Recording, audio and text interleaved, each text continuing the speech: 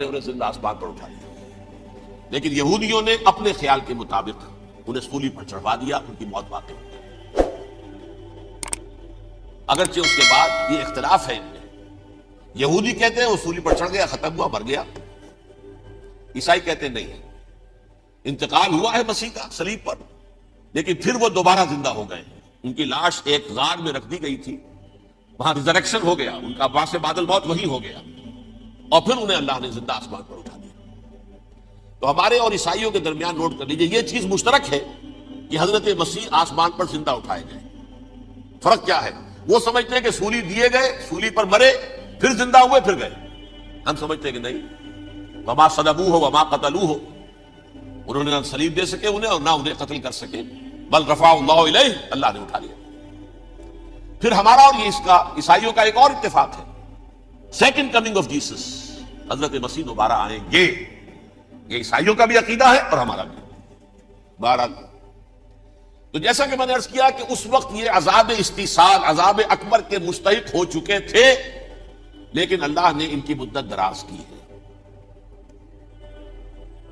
لیکن ان پر دنیاوی عذاب کا ایک کوڑا جو ہے اللہ تعالیٰ کی طرف سے اسی وقت برسا، دنیاوی عذاب دنیا میں رہتے ہوئے ختم نہیں کیا۔ 37 برس بعد، حضرت مسیح کے رفع سماوی کے 37 برس بعد، سن 70 میں یہودیوں نے بغاوت کی رومیوں کے خلاف۔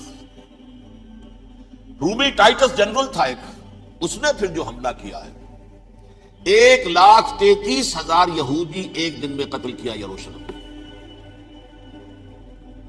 اور ہیکل سلیمانی گرا دیا۔ وہ ہیکل پہلے بھی گرا تھا، پہلے 1400 سال کے دوران میں بھی نبوکدنضر نے گرایا تھا، لیکن پھر اس کے 150 سال بعد انہوں نے دوبارہ بنا لیا تھا، اس لیے وہ اسے سیکنڈ ٹیمپل کہتے ہیں۔ پہلا ٹیمپل جو حضرت سلیمان نے بنایا تھا، نبوکدنضر نے گرا دیا 587 قبل مسیح میں، پھر دوبارہ انہوں نے 150 سال کے بعد بنا لیا۔ وہ اس تاریخ کا حصہ ہے، میں نے جس کے بارے میں آپ کو تفصیل نہیں بتائی۔ اس میں یہ ہوا سن 70 میں وہ گرا دیا گیا، وہ آج تک گرا پڑا ہوا ہے۔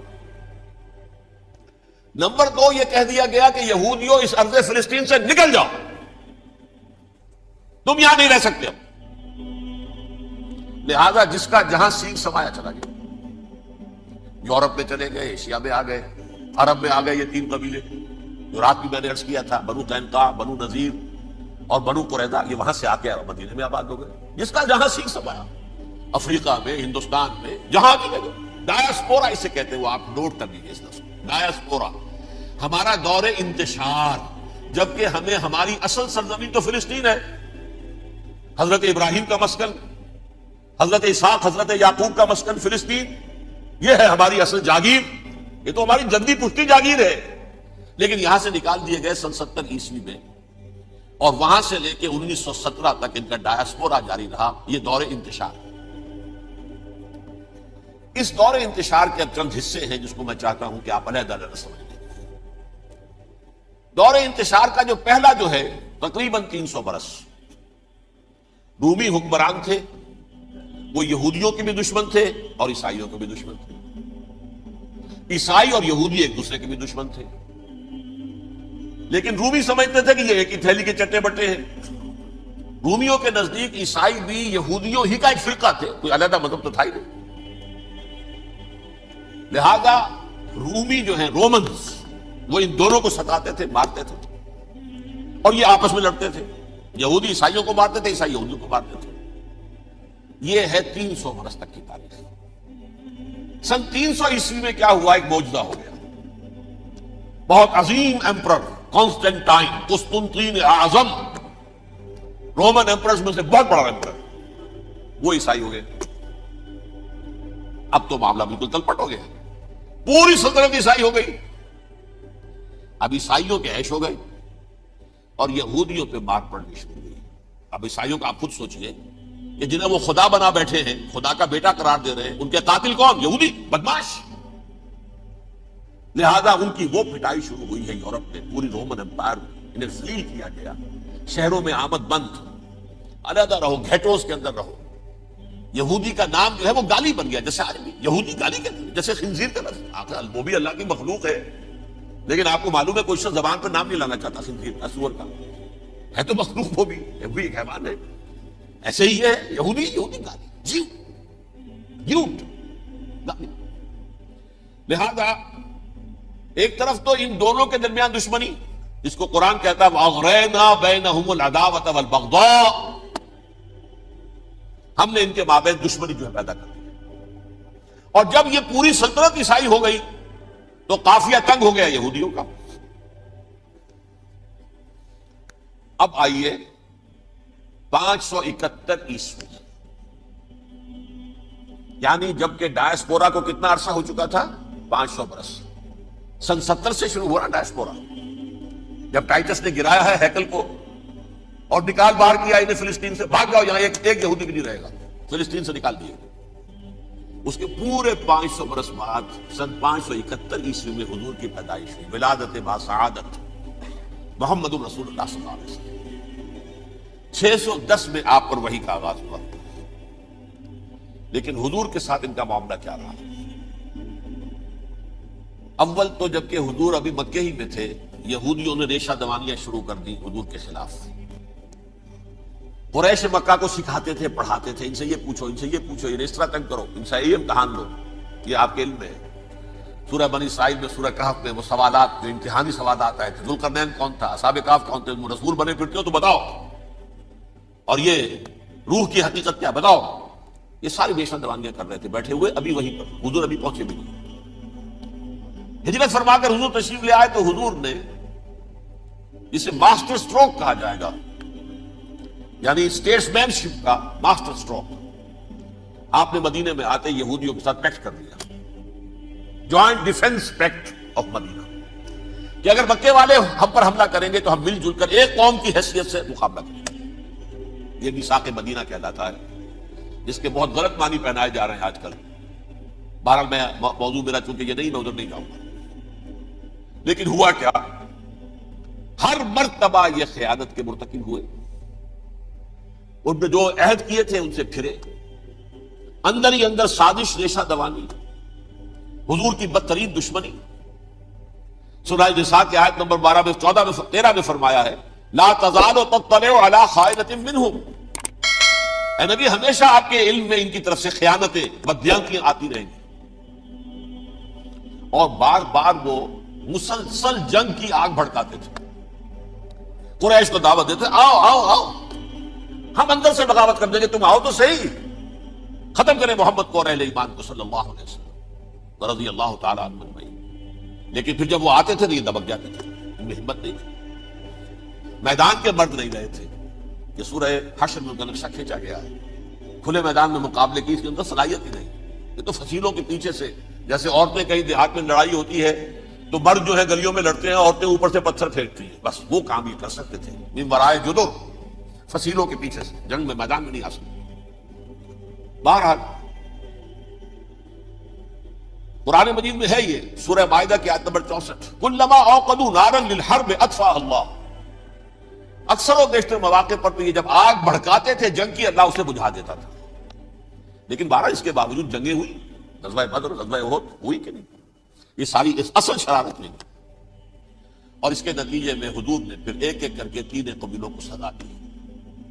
غزوہ بدر کے فوراً بعد بنو قینقاع نکالے گئے مدینے سے، غزوہ احد کے فوراً بعد بنو نذیر نکالے گئے، اور غزوہ احزاب کے بعد بنو قریظہ نکال دیے. یہ تو میں نے آپ کے سامنے رکھ دیا صرف حضور کے زمانے میں ان کا کیا رویہ رہا. دشمن رات بھی ہم نے وہ آیت پڑھی تھی لَتَجِدَنَّ أَشَدَّ النَّاسِ عَدَاوَةً لِلَّذِينَ آمَنُوا الْيَهُودُ وَالَّذِينَ أَشْرَكُوا. اہل ایمان کی دشمنی میں شدید ترین تم پاؤ گے یہودیوں کو اور مشرکین. مشرکین بھی بعد میں ہے، پہلے یہودی. حضور کے بعد کیا ہوا اب یہ نوٹ کیجئے. یہ ان کی تاریخ کا دوسرا دور. حضرت عمر رضی اللہ تعالیٰ عنہ کا عہد خلافت ہے. بیت المقدس کا محاصرہ کیا گیا، فصیل بڑی اونچی، شہر اندر سے سیلف سفیشینٹ، حملے کا راستہ کوئی نہیں. محاصرہ طول کھینچ رہا ہے لیکن ان کے پاس رسد بھی موجود ہے، پانی بھی موجود ہے، وہ دروازے بند کر کے بیٹھے ہوئے. بالآخر اللہ تعالیٰ کی مشیت کا ظہور کیسے ہوا؟ ان کے کچھ علماء آئے فصیل پر، کہا دیکھو مسلمانوں، تم قیامت تک بھی یہاں پڑے رہو گے محاصرہ کر کے، ہمارا یہ شہر فتح نہیں ہوگا. ہاں ایک درویش بادشاہ کے ہاتھوں یہ شہر فتح ہونا ہے، لیکن تمہارے اندر ہمیں وہ نظر نہیں آ رہا۔ ابو عبیدہ بن الجراح رضی اللہ تعالی عنہ امین هذه الامہ، ان کا فوراً ذہن گیا وہ درویش بادشاہ مدینے میں بیٹھا ہوا ہے عمر رضی اللہ تعالی۔ اب ایک اور عمر بھی ہے جو قندھار میں بیٹھا ہے، نقشہ وہی ہے، سادگی کی حد تک نقشہ وہی ہے، بالکل اپنی آنکھوں سے دیکھا وہی سادگی۔ عمر اول عمر ثانی تھے عمر بن عبد العزیز۔ اب ایک اللہ کے فضل سے اللہ تعالیٰ ایدہ اللہ بنصرتہ، اللہ تعالیٰ ان کی نصرت فرمائے، دشمنوں کو ان کے مقابلے میں نیست و نابود کرے۔ انہوں نے ریکویسٹ بھیج دی کہ حضور تشریف لائیے، یہ شہر فتح ہو جائے گا۔ وہ ہے سفر تاریخی، اتنا طویل سفر، تقریباً 700 میل، ایک اونٹ، ایک خادم، ایک منزل پہ امیر المومنین اوپر بیٹھے، خادم آگے چل رہا ہے، اگلی منزل پہ خادم اوپر بیٹھا ہے، امیر المومنین آگے جا رہا ہے۔ اور جب پہنچے ہیں تو وہ باری تھی خادم کی، انہوں نے ہاتھ جوڑ دیا، حضور خدا کے لیے تم کیا کہیں گے لوگ، وہ میرا برا حال کر دیں گے، تمہیں شرم نہیں آئی؟ امیر المومنین پیدل آگے چل رہے نکیل پکڑ کر، اور تم بیٹھے ہو اوپر براجمان ہو۔ حضرت عمر فرمایا دوڑو دوڑو، نہیں باری تمہاری، بیٹھ۔ اس حال میں پہنچے ہیں، اور پھر یہ کہ ابو عبیدہ بن الجراح آئے ہیں، استقبال کیا ہے تو دیکھا ہے اس حال میں چلے آ رہے ہیں، عمر نکیل پکڑے ہوئے چلے آ رہے ہیں، اور کہتے ہیں کہ کہیں کیچڑ ویچڑ تھا، جوتے خراب ہو گئے تھے، وہ بھی اتار کے ہاتھ میں پکڑے ہوئے، کپڑے تو تھے ہی پھٹے ہوئے۔ انہوں نے کہا کہ حضرت ابو عبیدہ نے، دیکھیے یہ بڑا متمدن ملک ہے، بڑا مہذب علاقہ ہے یہ، آپ ذرا حلیہ اپنا دوست فرما دیں تب جا کے پیش ہم آپ کو کریں گے۔ آپ نے فرمایا نحن قوم اعزنا اللہ بالاسلام، ہم وہ قوم ہیں جنہیں اللہ نے عزت دی ہے اسلام کے ذریعے سے، کپڑوں کے ذریعے سے نہیں، دولت کے ذریعے سے نہیں۔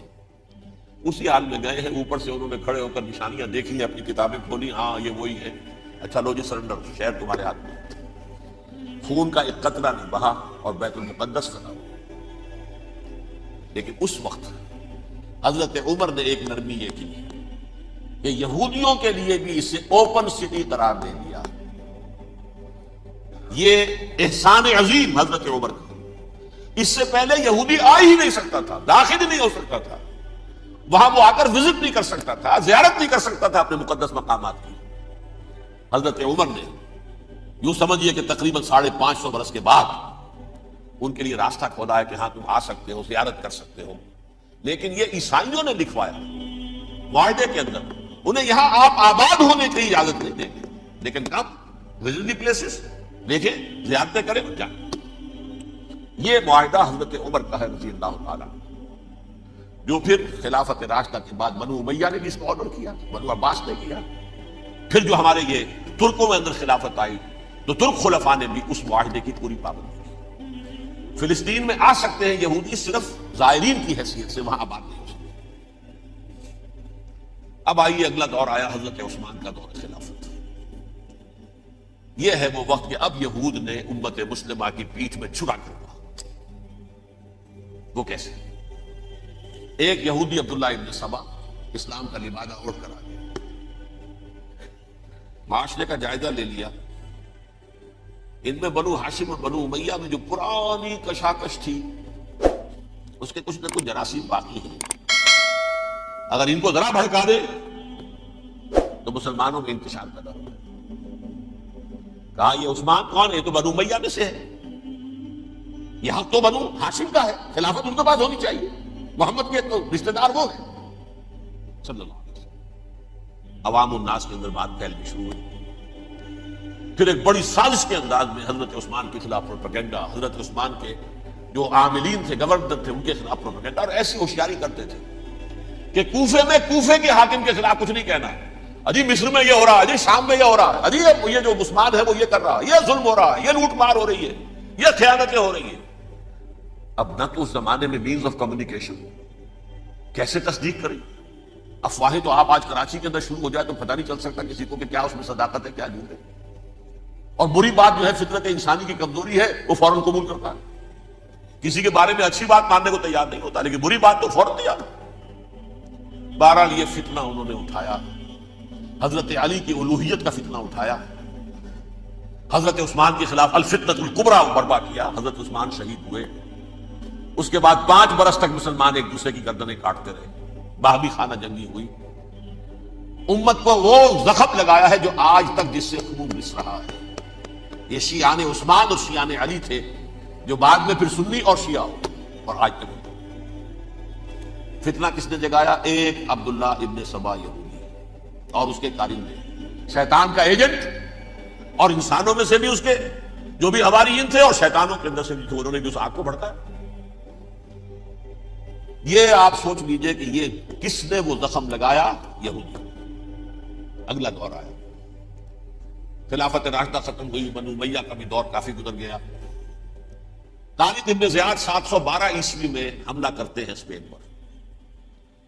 اسپین اس وقت عیسائیت کا بہت بڑا گڑھ، بڑے کٹر ترین عیسائی جو ہے وہ اسپین میں تھے، لہذا یہودیوں کی وہاں بہت پٹائی ہوتی تھی، میں بتا چکا، دشمنی تھی چلی آ رہی تھی عیسائیوں کے ہاتھوں یہودیوں کی۔ وہ تو سن 300 عیسوی سے ایمپرر کانسٹنٹائن کے بعد سے شروع ہو گئی تھی۔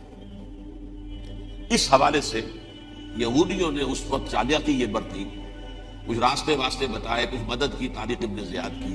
طارق ابن زیاد نے انہیں اپنا محسن سمجھا، ہسپانیہ فتح ہو گیا، تو یہودی چونکہ محسنین کی فہرست میں آ چکے تھے، انہیں بہت اقتدار نصیب، بڑی سپورٹ مسلمانوں نے دی۔ ان کے بڑے بڑے علماء نے اسی دور کے اندر پیدا ہوئے، بڑے بڑے تھنکرز ان کے اسی دور میں پیدا ہوئے۔ بن گوریون جو کہ ایک وزیر اعظم تھا اسرائیل کا، اس نے یہ لکھا اپنی کتاب میں، Muslim Spain was the golden era of our diaspora. وہ ڈائسپورا جو 70 عیسوی سے شروع ہوا تھا اور 1917 عیسوی تک جاری رہا ہے، اس میں سے گولڈن ایرا ہمارا جو تھا وہ مسلم اسپین تھا، ہسپانیہ میں بیٹھ کر ہم عیش کیے۔ لیکن وہاں سے انہوں نے اور جو کچھ کیا، یہ تو داستان کے تو بہت سے گوشے ہیں، لیکن میں جس اسٹریٹ لائن میں چل رہا ہوں اس کے اعتبار سے ایک بات سمجھ، وہاں بیٹھ کر انہوں نے اب عیسائیت کی پیٹھ میں چھڑا گھونپا، پروٹیسٹنٹ مذہب پیدا کیا، تقسیم کر دیا، جیسے شیعہ سنی کی تقسیم، عبداللہ ابن سبا، رومن کیتھولک اور پروٹیسٹنٹ کی تقسیم، یہودی علماء۔ ہوتا کیا تھا، ہسپانیہ کی یونیورسٹیاں ہیں، کارڈووا میں ہے، ٹولیڈو میں ہے، گریناڈا میں ہے، غرناطہ، قرطبہ، تولیتلا، اور وہاں آتے تھے لوگ، فرانس سے چلے آ رہے ہیں نوجوان پڑھنے کے لیے، جرمنی سے چلے آ رہے ہیں، اٹلی سے چلے آ رہے ہیں، 3 ہی ملک قریب قریب پڑھتے ہیں سینٹرل جو یورپ کے ہیں۔ یہاں پر جو ہے وہ اسلام جو نور پھیلا رہا تھا اس سے بھی مستفیض ہوئے، جہالت کے جو ہے پردے ان کے وہ چھٹے، اس کے ساتھ ہی وہ یہودی وہاں ان کے اندر جو جراثیم داخل کر رہے تھے، وہ اس عیسائیت کے خلاف بغاوت تھی جو اس وقت دنیا میں عیسائیت اس وقت تھی۔ پوپ کا راج تھا دنیا میں اس وقت، یورپ میں جو عیسائیت تھی اس میں ایک طرف بادشاہ تھے، لیکن بادشاہوں کی حیثیت وہاں پر یوں سمجھ لیجئے کٹ پتلیوں کی تھی، اصل قوت پوپ کے ہاتھ میں تھی۔ اور پوپ کو انہوں نے، جیسے قرآن نے کہا، اتخذوا احبارهم ورهبانهم اربابا من دون اللہ، کیونکہ سینٹ پال نے شریعت موسوی ساقط کر دی تھی تو اب شریعت تھی ہی نہیں، پوپ کو اختیار تھا جس چیز کو چاہے حلال قرار دے دے، جس چیز کو چاہے حرام قرار دے دے۔ اتخذوا احبارهم ورهبانهم اربابا من دون اللہ۔ انہوں نے کہا صاحب یہ پوپ کس بلا کا نام ہے، یہ بھی انسان ہے، بات تو ٹھیک تھی نا، اصل حیثیت تو کتاب کی ہونی چاہیے، ڈیوائن بک، ریویلڈ اسکرپچر، لہذا یہ کتاب ہر شخص پڑھ سکتا ہے، کوئی پوپ کے باپ کو جو ہے کوئی اس کے لیے پروپرائٹری رائٹس تو نہیں ہے کہ صرف پوپ پڑھ سکتا ہے یا پادری پڑھ سکتے ہیں، ہم بھی پڑھ سکتے ہیں، ہم بھی سمجھ سکتے ہیں۔ یہ باتیں تھی کہ جن کو بڑھا چڑھا کر بیان کر کے اور پوپ کا اقتدار ختم کرا دیا اور توجہ مرکوز کر دی بائبل کی طرف۔ اب بائبل میں بڑا حصہ تو اولڈ ٹیسٹامنٹ کا ہے، نتیجہ کیا ہوا، یہود کی عظمت پروٹیسٹنٹس کے نزدیک مسلم ہو گئی۔ اصل قوم تو یہ ہے، وہ دشمنی بدلی کہ نہیں بدلی، موسیٰ کے امتی یہ ہے، تورات موسیٰ کو دی گئی، ابراہیم کی نسل یہ ہے، لہذا وہ جو دشمنی تھی، جو عداوت تھی کہ ہمارے خدا کو سوری چڑھانے والے ہیں یہ بدماش، اس کا ازالہ ہوا اس پروٹیسٹنٹ مذہب کے نتیجے میں۔ یہ میں اب آپ کو بتاتا ہوں کہ ایک نتیجہ وہ نکلا ہے جسے برٹرنڈ رسل نے بیان کیا ہے، اس کی کتاب ہے ان پریز آف آئیڈلنس، صفحہ 108۔ وہ لکھتا ہے the Christians retaining the Judaic belief in a special revelation added to it the Roman desire for worldwide domination and the Greek taste for metaphysical subtleties. The combination produced the most fiercely persecuting religion that the world has yet known. یہ تین چیزیں آ کر عیسائیت میں مل گئی. ایک تو جب یہ اولڈ ٹیسٹمنٹ جو ہے وہ ان کے ہاتھ میں آ گئی, اور اس میں میں کچھ آپ کو بتا دیتا ہوں کہ اولڈ ٹیسٹمنٹ کی تعلیمات, کیونکہ یہ اولڈ ٹیسٹمنٹ جو ہے یہ محرف تھی. اصل تورات تو گم ہو گئی تھی 587 قبل مسیح میں, جب پہلی مرتبہ ہیکل جو ہے تباہ ہوا ہے, اس کو ختم ہو گئی تھی. اس کے کوئی 150 سال کے بعد انہوں نے یادداشتوں سے مرتب کر کے لکھی ہے. اب اس میں ان کے اپنے خیالات, اپنے امانی, اپنی توجیحات وہ شامل ہو گئی. لہذا میں آپ کو حوالے دیتا ہوں اس کتاب کے اندر مظالم کی جو تعلیم دی گئی ہے. اہل کتاب نے اپنے مظالم قتل عام کے جواز کے لیے تورات میں تبدیلیاں کی اور پیغمبروں پر دہشت ناکی اور بدترین حرام کاری کے الزامات لگائے. سنیے, پہلا حوالہ ہے یہ گنتی باب 31 آیات 17-18. اس لیے ان بچوں میں جتنے لڑکے ہیں سب کو مار ڈالو, اور جتنی عورتیں مرد کا منہ دیکھ چکی ہیں ان کو بھی قتل کر ڈالو, لیکن ان لڑکیوں کو جو مرد سے واقف نہیں اور اچھوتی ہیں اپنے لیے زندہ رکھو. یہ کسی اللہ کی کتاب کا یہ جملہ ہو سکتا ہے, کسی ریویل بک کا؟ اور سنیے, یہ ہے استثناء ڈیٹرانومی باب 20 آیت 16-18.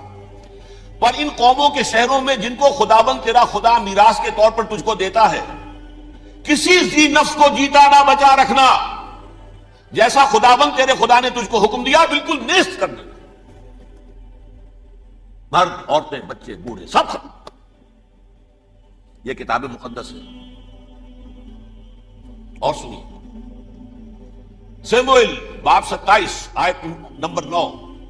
اور داؤد نے اس سرزمین کو تباہ کر ڈالا اور عورت مرد کسی کو جیتا نہ چھوڑا. نمبر 4, ان سب آباد شہروں کو ماں, عورتوں اور بچوں کے بالکل نابود کر ڈالا. کتاب استثناء باب 3 آیت 6. یہ ہے جو کہہ رہا ہے برٹرینڈ رسل, کرسچینٹی میں آ کر یہ تین چیزیں شامل ہو گئی. ایک تو یہ باربیرین یہ تعلیم جو ہے, اور یہ مذہب کے نام پہ تعلیم, یہ کتاب مقدس کی تعلیم.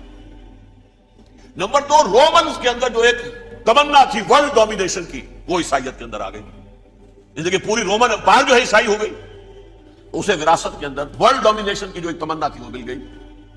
اور پھر یہ کہ انہوں نے جو توہمات تھے یونانیوں کے, ان کو بھی اپنے ہاں مختلف شکلوں کے اندر جمع کر لیا. ان تین چیزوں کا the combination produced the most fiercely persecuting religion that the world has yet known. اس کے نتیجے میں دنیا میں تاریخ انسانیت کے اندر جو بدترین خونخوار ترین مذہب ہو سکتا ہے وہ شکل عیسائیت نے اختیار کی. اور اس کا مظہر عتم کیا تھا؟ نوٹ کیجیے, صلیبی جنگیں. ایک بات ٹائم ٹیبل کے اعتبار سے نوٹ کر لیجیے گا. فرسٹ ملینیم ختم ہوا, سیکنڈ شروع ہوا. ان کے 1000 سال ختم ہوئے تو 11ویں صدی میں سیکنڈ ملینیم شروع ہوا, تو پہلی صلیبی جنگیں ہوئی. لاکھوں مسلمان قتل ہوئے. صرف یروشلم کے اندر اتنا خون بہایا کہ خود ان کے ہسٹورینز لکھتے ہیں کہ جب ان صلیبیوں نے جب گھوڑوں کے ساتھ وہ چل رہے تھے گلیوں میں, تو ان کے گھوڑوں کے گھٹنوں تک خون کی ندی بہ رہی تھی. جہاں سے گزرے ختم کرتے تھے, آبادیاں کی آبادیاں ختم. اگرچہ اس کروسیڈ میں گیہوں کے ساتھ گھن بھی پسا, یہودی بھی بہت مارے گئے. یہ فرانس سے, جرمنی سے جب یہ کروسیڈرز آ رہے تھے 3000 میل کا سفر طے کر کے آئے تھے. سوچے سے اربن ثانی پوپ جو تھا, آگ لگا دی تھی اس نے پورے یورپ کے اندر. شرم سے ڈوب مرو, تمہارے مقدس علاقے مسلمانوں کے ہاتھ میں. انفیڈلز, یہ کافر, یہ مرتد, یہ ملحد. مسیح جہاں پیدا ہوا, مسیح کو جہاں سولی دی گئی, وہ کہاں ہے؟ ان کے ہاتھ میں. وہ آگ لگائی ہے 3000 میل کا فاصلہ طے کرتے ہیں, اور جو تباہی مچائی گئی. تاریخ انسانی میں ایسی بربریت